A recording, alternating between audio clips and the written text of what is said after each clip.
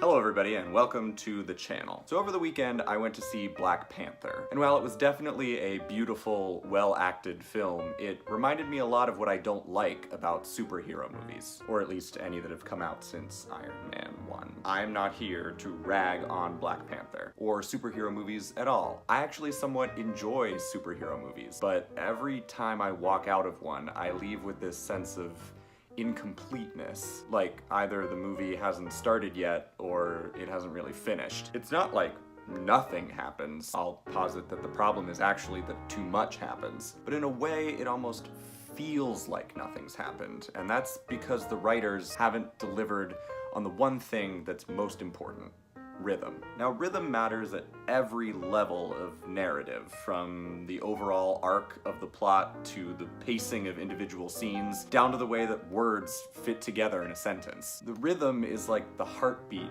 of the movie. It's what makes it feel human. Is your film full of long scenes of characters monologuing and staring silently out of train windows? You've got a pretty slow rhythm. On the flip side, is your film full of short, quick scenes, snappy dialogue, big, loud explosions followed immediately by other big, loud explosions? You've got a pretty fast rhythm. Now, neither of these is bad, but what is bad is a film that has only one rhythm. Think of it like a song. Would you rather listen to something that has the same 4/4 beat for the whole thing, or something that slows it down to halftime for the bridge? This is inherently the problem with superhero movies, at least to me. Often these stories are so huge and sprawling that in order to fit everything into the allotted time, they have to keep the same pace throughout, and it's breakneck. And it makes sense, because in less than 3 hours they need to introduce a few fistfuls of characters, their relationships to one another, villains with compelling enough motives to get us invested, and in the case of a lot of these movies, whole magical worlds that also have powers that all come with their own rule sets, not to mention getting to the thematic point that they actually wanted to make in the first place. I don't envy them.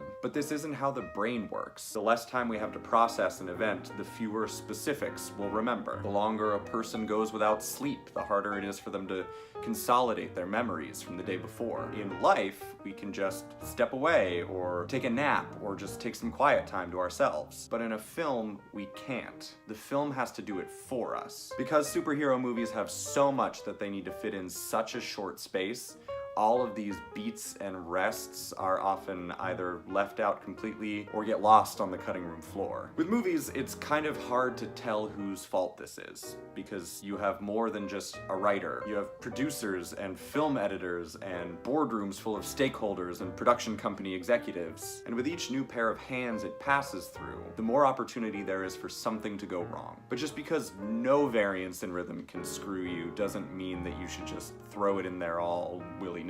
Little Fires Everywhere by Celeste Ng is one of those books that seems to be universally liked by everyone. I mean, kids, adults, dogs, everyone. So I was of course excited to break into it and see what all the excitement was about, but by the end I was just disappointed. Not because of the story. I honestly loved the story. I loved everything about this plot and these characters. But Little Fires has the opposite problem of superhero movies. The rhythm is all over the place. It's like the math rock of novels. In the same space of time it takes this novel to cover one conversation, in the next chapter it'll cover an entire year. It's like every 2 pages we don't know if we'll be 10 seconds later or 10 months later. And it just goes like that, fast and slow, all the way up until the end. I mean, the time signatures are all over the place. But weirdly, this can have the same effect as its opposite. Because the pacing is so up and down, the reader feels like they've never landed anywhere. They never have a place to rest in the narrative, because they always have to be on their toes, just in case they turn the page and suddenly we're a whole year later, or